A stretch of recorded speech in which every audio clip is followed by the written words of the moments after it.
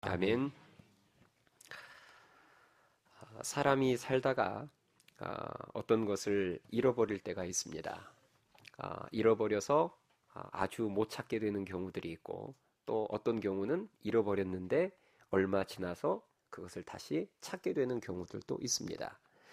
예를 들어서 핸드폰을 잃어버렸는데 그 핸드폰을 며칠 뒤에 되찾게 되는 경우들도 있고요.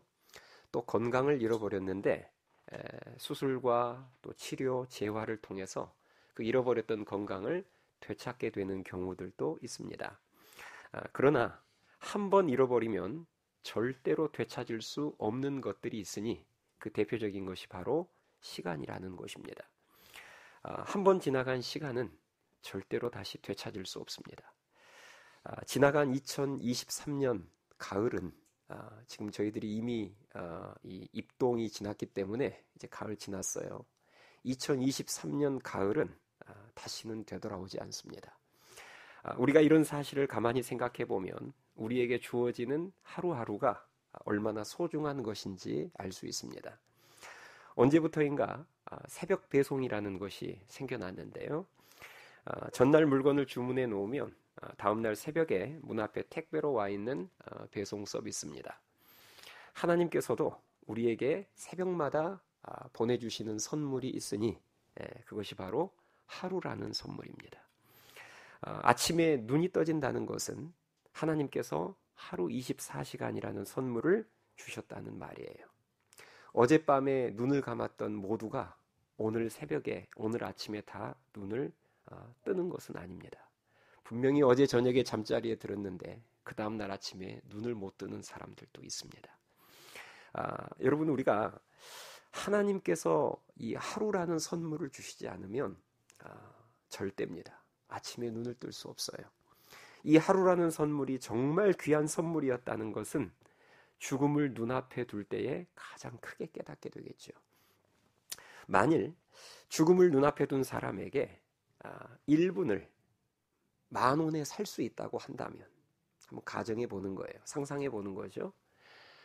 만약에 죽음을 눈앞에 둔 사람에게 1분을 10,000원에 살 수 있다고 한다면 그거 안 살 사람 없을 겁니다. 그리고 죽음을 눈앞에 둔 사람에게 1분에 10,000원이라는 그 가격은 사실 그렇게 지나치게 과하리만큼 비싼 가격도 아닐 거예요. 시간은 그만큼 소중한 것이기 때문입니다. 자, 1분에 10,000원이라면 1시간이 60분이니까 1시간은 얼마죠?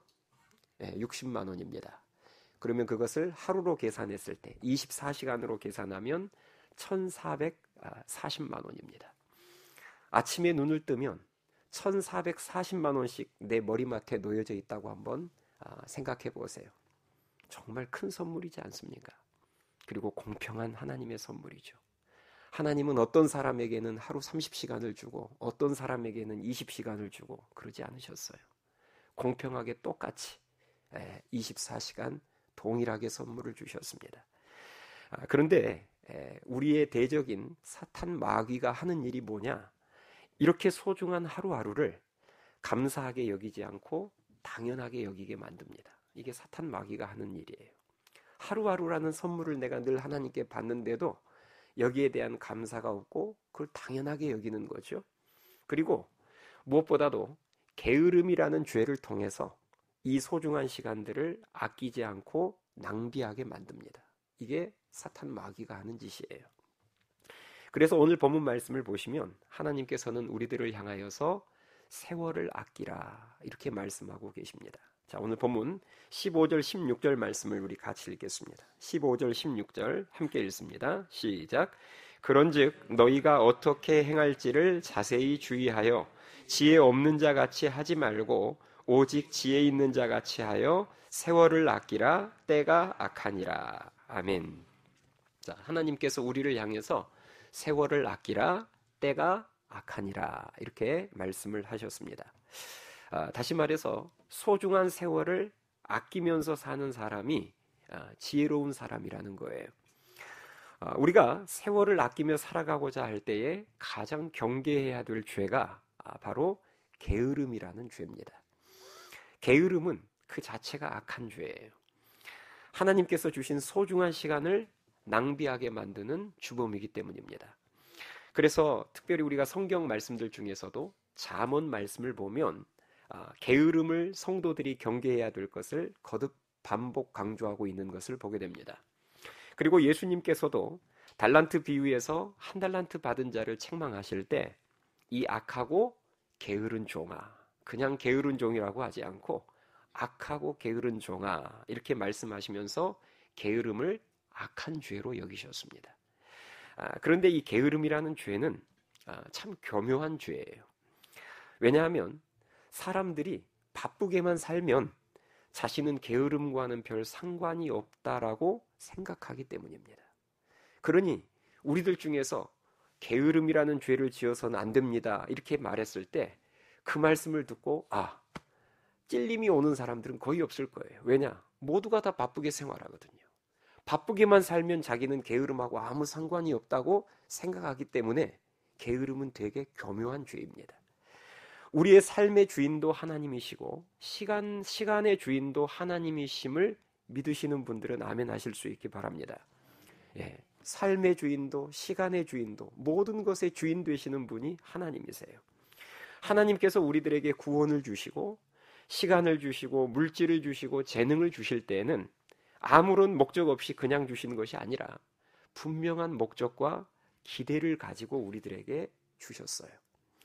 그리고 훗날 우리가 이제 죽어서 하나님 앞에 서게 되면 그러면 하나님께서는 그 주신 것들에 대해서 반드시 그것을 하나님께서 의도하신 목적대로 잘 사용했는지 반드시 결산하실 것입니다. 그 심판과 결산을 성경은 너무나 또렷하고 정확하게 우리에게 말씀해 주고 있습니다. 하나님께서 나에게 시간을 주실 때는 분명한 뜻과 계획을 가지고 주셨는데 하나님이 뜻하시고 계획하신 일들은 내가 하나도 하지를 않고 내가 원하는 일로만 바쁘게 살았다면 그 삶은 하나님 보시기에 게으른 삶인 것입니다. 여러분 수전증 아시죠? 자신의 의지와 상관없이 손을 떠는 것입니다. 이 수전증이 심한 사람의 손을 한번 생각해 보세요. 수전증이 심하면 하루 종일 손을 떨게 돼요. 우리는 수전증으로 인해서 하루 종일 떨고 있는 손을 보면서 참 손이 저렇게 부지런할 수 있을까? 참 부지런한 손이다. 이렇게 생각하는 사람은 한 사람도 없습니다. 그건 부지런한 게 아니에요. 왜 부지런한 게 아닐까요? 분명히 조금도 쉴 틈 없이 계속 떨고 있는데 왜 그게 부지런한 게 아닐까요? 머리가 지시한 적이 없기 때문입니다. 머리가 지시하지도 않는 일을, 머리가 지시하지도 않는 행동을 열심히만 하고 있어 봐야 그것은 부지런한 게 아니에요. 사실 그것은 게으른 것입니다. 왜요? 머리가 지시한 일은 하지 않고 머리가 지시하지 않는 일만 열심히 하고 있기 때문입니다. 그래서 게으른 거예요. 여러분이 한 사업장의 사장이라고 한번 생각을 해보세요. 한번 가정을 해보는 거예요. 여러분 모두가 다 한 사업장의 사장님이세요. 종업원이 2명 있습니다. A라는 종업원은 출근하자마자부터 퇴근할 때까지 정말 조금도 쉬지 않고 계속해서 일을 하는데 문제는 사장인 내가 지시하고 원하는 일은 하지 않고 자기가 원하는 일만 쉬지 않고 계속하는 A라는 종업원이 있어요. 반면에 B라는 종업원은 중간중간에 쉬어가면서 일을 하는데 그 B라는 종업원은 사장인 내가 정확하게 지시하고 원하는 대로 일을 해요. 자, 사장인 여러분들의 입장에서 어떤 종업원이 게으른 종업원이고 어떤 종업원이 부지런한 종업원인가요? 어떤 종업원이 게으른 종업원이에요? A라는 종업원이죠. 아무리 쉬지 않고 일을 계속한다고 해도 사장님의 뜻과 무관한 열심은 일을 안 하고 있는 것과 같습니다. 그건 게으른 거예요. 저희가 내년 1월에도 태국으로 해외 단기 선교를 가는데요. 여름방학 시즌, 겨울방학 시즌 지금 계속해서 태국으로 해외 단기 선교를 가는데 단기 선교를 통해서 알게 된 태국 현지인 목사님들 중에서 수리아 목사님이라는 분이 계십니다. 태국 분이신데 이분이 이제 그 불교 국가에서 예수님을 믿고 영적 지도자가 됐어요. 이 수리아 목사님은 과거에 우리 교회에도 한번 수요 밤예배 때 방문을 해서 이곳에서 설교를 하셨던 목사님입니다. 근데 이분이 저에게 이런 말씀을 하셨어요. 한국에서 온 단기 선교팀을 더 이상 받고 싶지 않다는 거예요. 한국에서 단기 선교팀들이 이제 방학 시즌에 이렇게 오면 자기는 이제 더 이상 한국 단기 선교팀을 받고 싶지 않다는 것이었습니다. 왜냐? 그 이유가 중요하겠죠. 한국에서 온 단기 선교팀을 자기 교회에서 몇 번 받아봤는데 그 단기 선교팀들이 오면 그 선교지에서 원하는 사역을 해주는 것이 아니라 그 수리아 목사님이 기대하고 원하는 사역을 해주시는 게 아니라 자기들이 원하는 사역만 하고 돌아가 버린다는 거예요. 무슨 말인지 아시겠어요? 단기 선교 일정도 자기들이 원하는 대로 짜고 프로그램도 자기들이 원하는 프로그램을 만들어서 그래서 일방적으로 자기들이 준비한 자기들이 원하는 사역만 쓱 하고 사라져버린다는 거예요. 그래서 실제적으로 별로 도움이 되지 않고 어떤 때는 오히려 방해될 때가 있다는 거죠. 그래서 한국에서 온 단기 선교팀 이제 받지 않겠습니다. 이렇게 그분이 말한 적이 있었습니다. 그런데 이분이 우리 하늘씨앗교회 단기 선교팀을 만나고 생각이 좀 바뀌었어요. 왜냐하면 우리 교회가 단기 선교를 갈 때는 저랑 같이 가보신 분은 아시겠지만 사역지 선정부터 우리가 정하지 않습니다. 그쪽에서 정해주는 대로 그냥 무조건 가요. 사역지를 정하는 것에서부터 시작해서 선교 일정, 프로그램 우리가 계획하지 않습니다. 전부 그쪽에서 원하고 그쪽에서 짜주시는 대로 그대로 저희들은 맞춰서 합니다. 그러니 좋아하시죠. 그래서 그 수리아 목사님이 그 모습을 보시고 우리 교회를 좀 와달라. 그분이 몇 년 만에 마음문을 여신 거예요. 우리 하늘씨앗 교회가 좀 와줬으면 좋겠다. 사역하는 것을 보시고 그래서 저희가 그 수리아 목사님이 사역하시는 교회를 방문해서 단기 선교를 했더니 이분이 되게 좋아하셨어요. 그리고 지금은 저만 가면 꼭 찾아오셔서 저를 카페로 데리고 가세요. 네.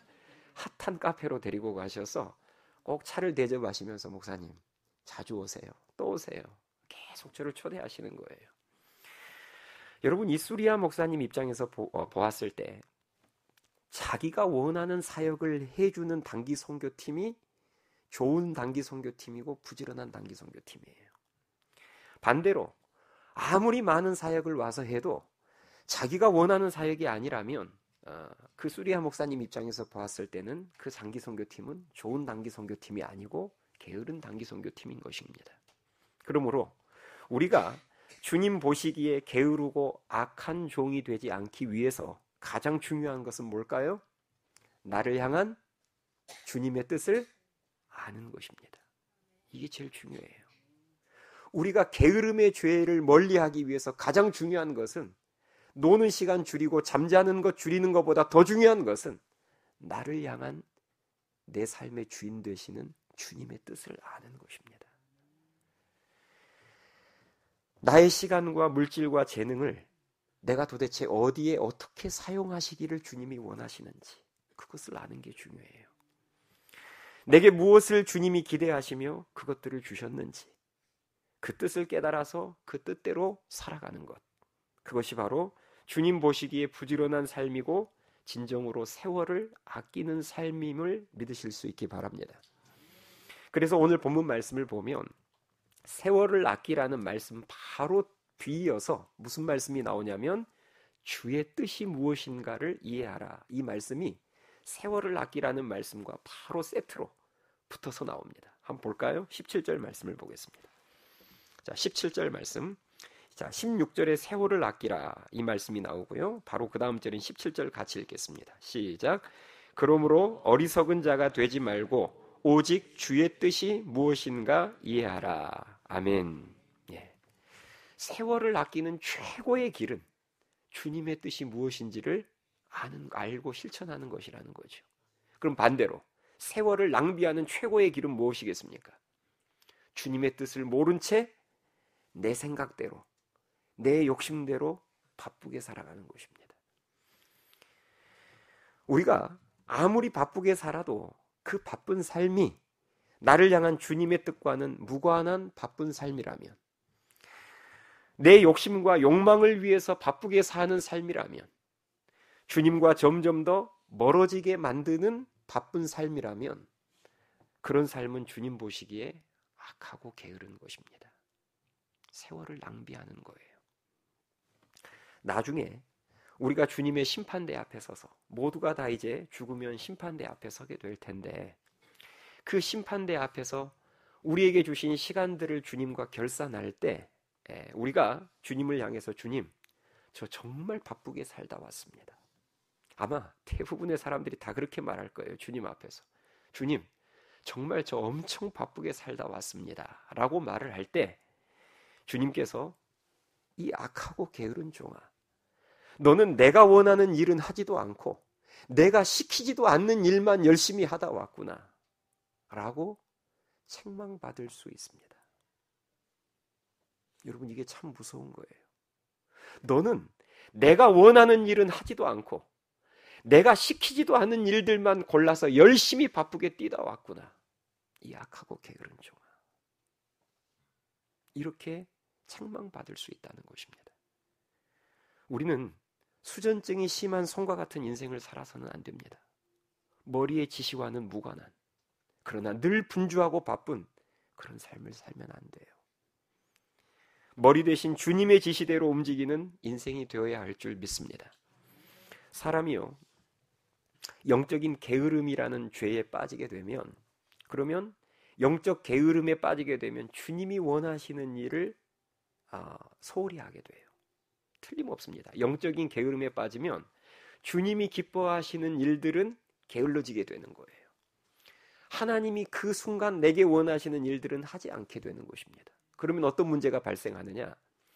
하나님이 원하시는 일을 하지 않으면 그 시간에, 그럼 시간이 비겠죠. 하나님이 원하시는 일을 하지 않으면 그 세이브된 시간에 대부분 하나님이 싫어하시는 일을 하게 되어 있습니다. 이게 무서운 거예요. 해야 할 일을 하지 않으면 그것으로 끝나는 게 아니라 꼭 하지 않아야 될 일을 하게 되어 있습니다. 다윗을 한번 생각해 볼까요? 다윗의 삶 가운데 죄가 있었어요. 대표적인 죄가 바로 자신의 충신인 우리아의 아내인 밧세바를 간음한 죄입니다. 다윗이 밧세바를 간음한 죄, 그 죄를 지었던 배경을 보면 이렇습니다. 사무엘하 11장 1절에 보면 그 사건이 이렇게 시작이 됩니다. 그 해가 돌아와 왕들이 출전할 때가 되매 다윗이 요압과 그에게 있는 그의 부하들과 온 이스라엘 군대를 보내니 다윗은 예루살렘에 그대로 있더라. 이렇게 나와 있어요. 자, 성경은 분명히 왕들이 출전할 때가 됐다. 이렇게 처음을 시작합니다. 이 말은 무슨 말이냐면 전쟁이 터져서 왕들이 이제 전쟁터에 다 나가야 될 때가 됐다는 말이에요. 그러니까 다윗은 이제 어디로 가야 돼요? 전쟁터에 가 있어야 돼요. 그런데 다윗이 게으름에 빠진 거예요. 그래서 전쟁터에 나가지 않고, 야, 내가 이제 이 정도 짬을 먹었으면 너희들 부하들 선에서 알아서 해결해야지 하고 자기들 부하만 보내고 다윗은 예루살렘 왕궁에 그대로 남았더니 이렇게 밧세바 사건이 시작이 됩니다. 그리고 뒤이어지는 말씀이 어떤 말씀이 나오느냐? 저녁 때에 다윗이 그의 침상에서 일어나 왕궁 옥상에서 거닐다가 그곳에서 보니 한 여인이 목욕을 하는데 심히 아름다워 보이는지라. 자, 성경은 너무나 세밀합니다. 다윗이 저녁 때에 일어났다고 말하고 있어요. 아침에 일어나야지 사람이 왜 저녁에 일어납니까? 저녁에 일어났다는 말은 무슨 말이에요? 다윗이 지금 게으름의 죄에 빠져서 밤새도록 유튜브 보고 게임하다가 잠을 못 자고 아침에 돼서야 잠이 들어서 저녁에 일어났다는 거예요. 해질녘에. 그리고 나서 일어나서 전쟁터에 나가 있어야 될 사람이 지금 왕궁에 남아서 그 게으름을 피우다가 저녁에 일어나서 옥상을 이렇게 지붕 위를 거니는데 그때 밧세바가 목욕하고 있는 모습을 보고 거기에서 탐심을 품고 간음죄를 저지르고 그 간음죄를 덮기 위해서 살인죄까지 저지른 것입니다. 자, 보세요. 다윗이 있어야 할 자리에 있지 않으니까, 있지 않아야 될 자리에 있게 되고 해야 할 일을 하지 않고 있으니까 안 해야 될 죄를 짓게 되잖아요.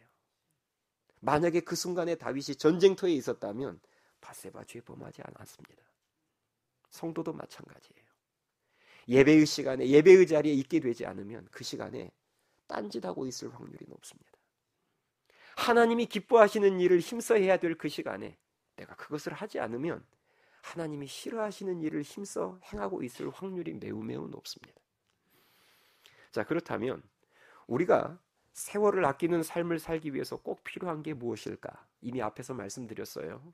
주님의 나를 향한 주님의 뜻을 아는 것이 중요하다고 말씀을 드렸는데 그 나를 향한 주님의 뜻을 알기 위해서 우리가 힘써야 될 게 있습니다. 그게 뭘까요? 한 주의 삶을 시작하기 전에 그래서 먼저 뭐부터 드리죠? 예배를 드리는 거예요. 한 주의 첫날인 주일에 우리는 그 주일에 하던 모든 일들을 중단하고 예배 드리는 이유는 한 주를 살기 전에 먼저 나를 향한 주님의 뜻을 알기 위해서입니다. 주님의 사인을 먼저 확인하는 것이죠. 그리고 그 주인의 뜻대로 한 주를 뛰는 거예요. 또 하루의 삶을 시작할 때에도 무엇부터 시작해야 될까요? 말씀과 기도를 통해서 시간의 주인 되시고 내 삶의 주인 되시는 그분의 나를 향한 뜻을 날마다 확인해야 합니다. 그 사인을 받고 우리는 삶의 현장으로 뛰어들어서 그분의 뜻대로 움직여야 돼요. 그것이 세월을 아끼는 길임을 믿으실 수 있기 바랍니다. 여러분 야구 좋아하십니까? 남자분들은 야구 좋아하시죠? 자, 야구를 보면 타자들이 타석에 들어서잖아요. 제일 먼저 하는 게 있습니다. 그게 뭘까요? 타석에 들어서면 모든 타자들이 먼저 하는 것은 사인을 확인하는 겁니다. 감독이 사인을 내거든요. 네. 번트 사인을 낼 때도 있고 강공 사인을 낼 때도 있고 치고 달리기 사인을 낼 때도 있고 이번 타석은 스윙하지 말고 참으라는 사인을 낼 때도 있고 다양한 사인을 감독이 냅니다. 네. 타자들은 여러분들이 관심 있게 보면 타석에 들어서면 항상 제일 먼저 하는 게 사인부터 확인을 합니다. 아무리 타자가 안타를 잘 치고 배트를 잘 휘두른다고 해도 감독의 사인을 확인하지 않고 사인을 무시하고 자기 멋대로 배트를 휘두르면 그런 타자는 어떤 감독도 쓰지 않습니다. 그건 좋은 타자가 아니에요. 어떤 감독도 그런 선수는 쓰지 않아요. 왜요? 감독의 뜻과는 무관한 열심을 내는 그런 타자, 그런 투수들은 감독들은 쓰지 않습니다. 여러분, 우리도 마찬가지예요. 하루라는 타석에 들어서기 전에 그래서 먼저 말씀을 통해서 새벽 기도의 자리를 통해서 큐티를 통해서 나를 향한 하나님의 사인을 먼저 받아야 될 줄 믿습니다. 제가 여러분들에게 새벽 기도하십시오, 날마다 큐티 하십시오, 날마다 단 몇 절이라도 성경을 읽으십시오 말하는 이유는 바로 이런 이유 때문입니다. 여러분들이 바쁘다는 이유로 하루의 삶을 살아가면서 내게 24시간이라는 하루라는 선물을 또 주신 그 주님의 뜻을 확인하지 않고 그냥 눈 뜨자마자부터 여러분들이 열심 있게 뛰기만 하면 그 열심은 하나님의 뜻과 무관한 열심일 확률이 매우 매우 높습니다. 여러분들의 야망과 여러분들의 욕망을 이루기 위한 열심일 확률이 매우 매우 높습니다.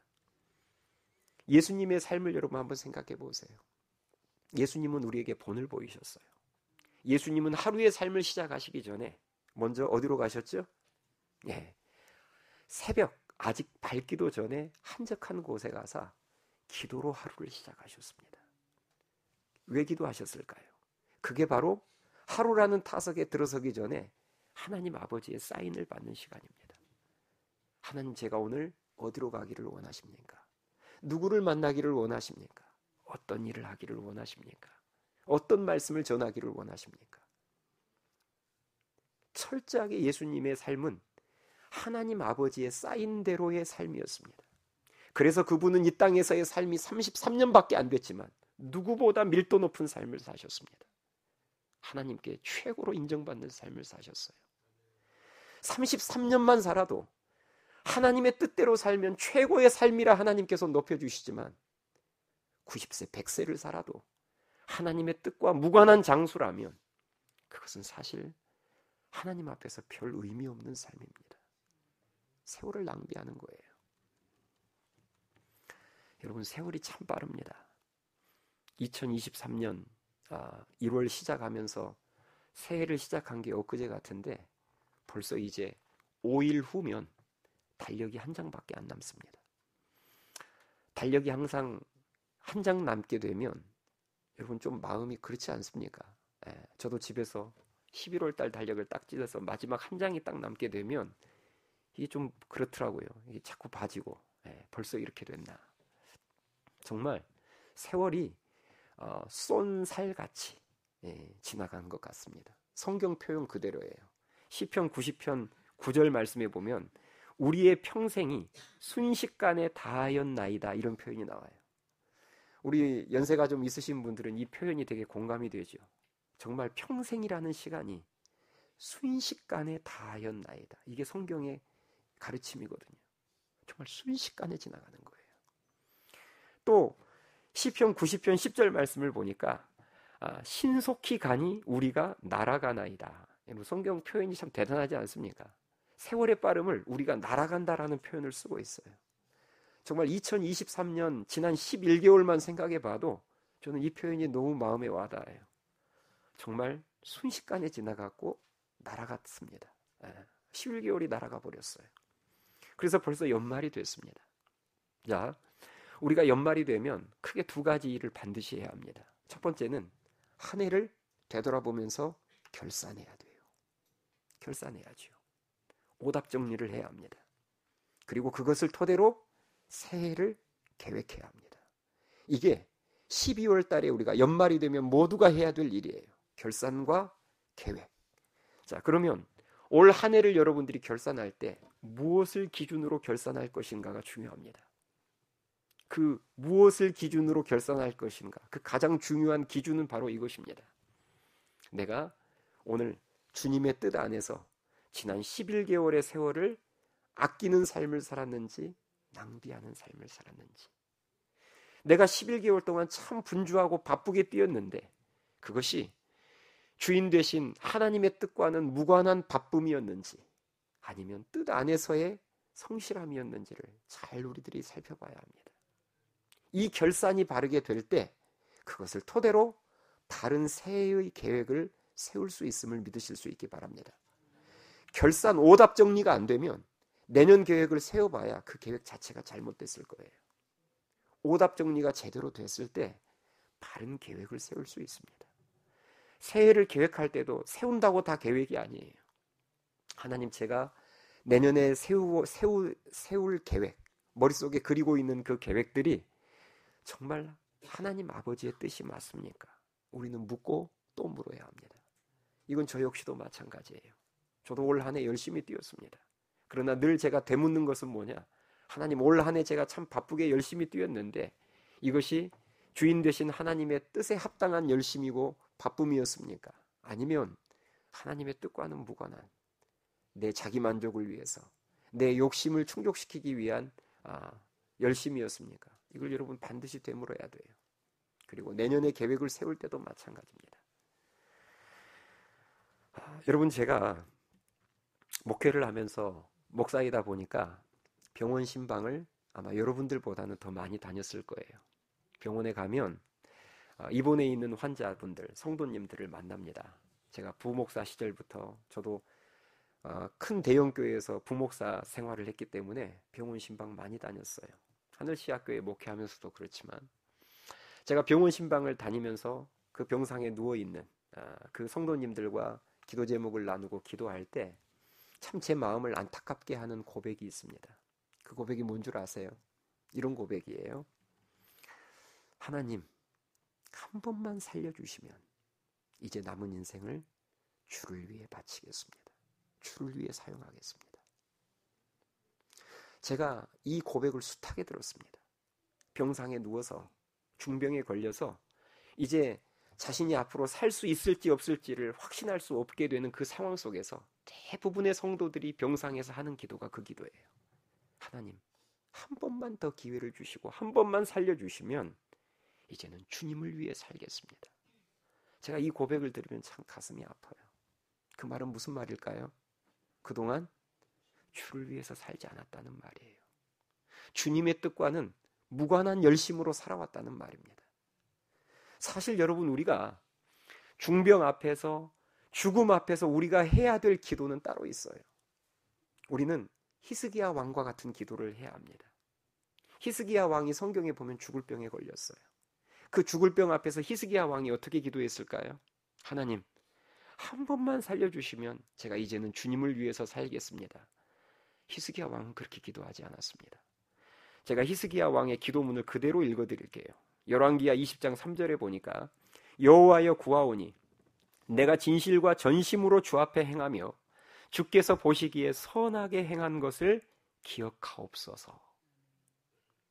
이게 기도문의 전부입니다. 무슨 기도인지 아시겠죠?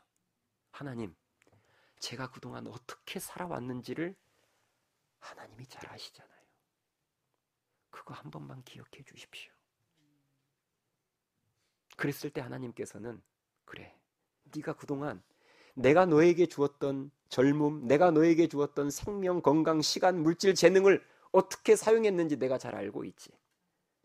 그러면서 하나님께서는 여러분이 잘 아시는 것처럼 15년이라는 엄청난 생명을 연장시켜 주셨습니다. 저는요, 히스기야가 기도해서 병 나아서 15년을 더 살았더라, 15년 더 산 게 부러운 게 아니라 그렇게 죽음 앞에서, 중병 앞에서 그렇게 기도할 수 있다는 사실이 부러운 거예요. 우리도 여러분 중병 앞에서 그렇게 기도할 수 있어야 되지 않겠습니까? 진짜 세월을 아끼며 살았다면 그렇게 기도할 수 있지 않겠습니까? 하나님, 저 이제 하나님께서 더 좋은 천국으로 데려가셔도 괜찮아요. 그러나 저를 통해서 아직도 하실 일이 남아있다면 지난날 내가 주를 위해서 어떻게 살았는지를 한 번만 기억해 주십시오. 이렇게 기도를 할 수 있는 그런 삶을 살아야 되지 않겠습니까? 로마서 12장 11절에 보면 하나님께서 이렇게 말씀하셨습니다. 부지런하여 게으르지 말고 열심을 품고 주를 섬기라. 아멘. 하나님이 우리에게 하신 말씀이에요. 부지런하여 게으르지 말고 열심을 품고 주를 섬기래요. 우리에게 생명이 있을 때, 우리에게 건강이 있을 때, 우리에게 시간이 있을 때, 바라기는 시간의 주인이신 주님의 뜻과 무관하게 바쁜 그런 게으른 삶이 아니라 매일 말씀과 기도를 통해 나를 향한 주님의 뜻을 깨달아서 주님이 원하시는 일을 열심히 하심으로 세월을 아끼는 지혜로운 자들이 될 수 있기를 주님의 이름으로 축원합니다. 찬양하시겠습니다. 우리 오늘 주신 말씀을 기억하면서 아침 해가 돋을 때 우리 함께 찬양하실 텐데요. 주신 말씀을 생각하면서 우리 다 같이 찬양합시다. 아침 해가 돋을 때.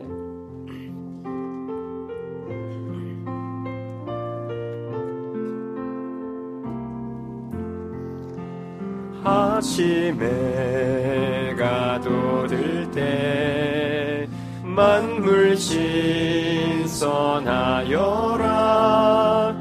나도 세상 지낼 때에 햇빛 되게 하소서.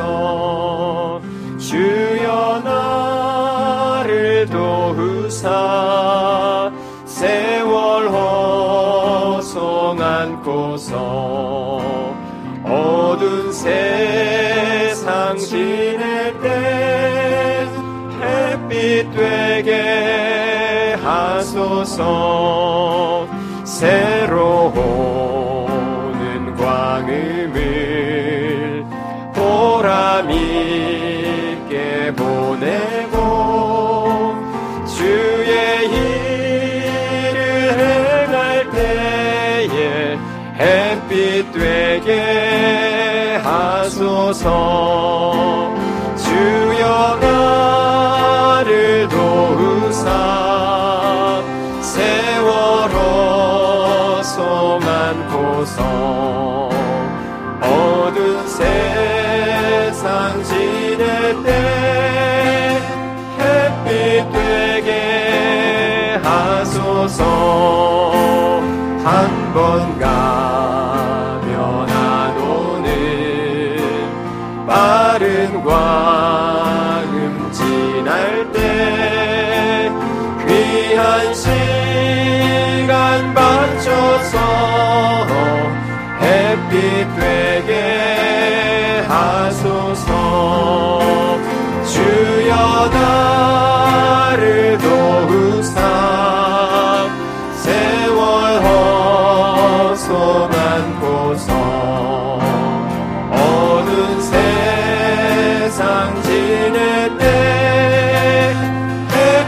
되게 하소서. 밤낮주를 위하여 몸과 마음을 드리고 주의 사랑 나타내 햇빛 되게 하소서. 주여 나를 도우사 세월호 송안고서. 어두운 세상 지낼 때 햇빛 되게. 우리 1절 다시 고백합니다. 아침 해가 돋을 때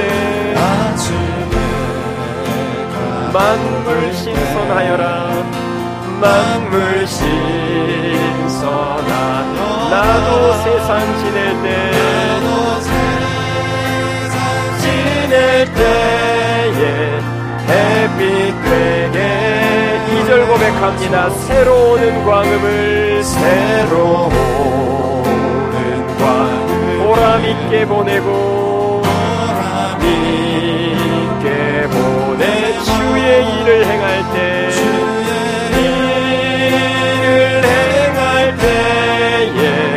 햇빛 되게 하소서. 주여 나를 도우사 세월 허송안고서 어두운 세상 지낼 때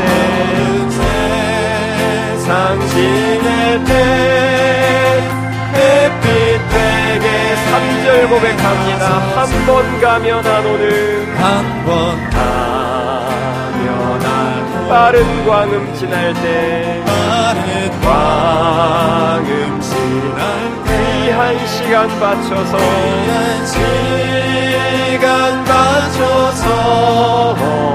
'햇빛 되게. 4절 고백합니다. 밤낮주를 위하여 몸과 마음을 드리고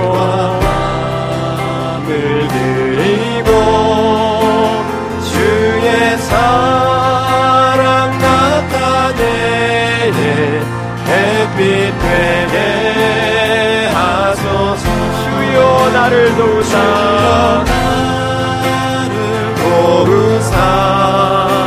세월 허송안고서 어두운 세상 지낼 때 햇빛 되게 하소서. 여러분 이 시간 기도합시다.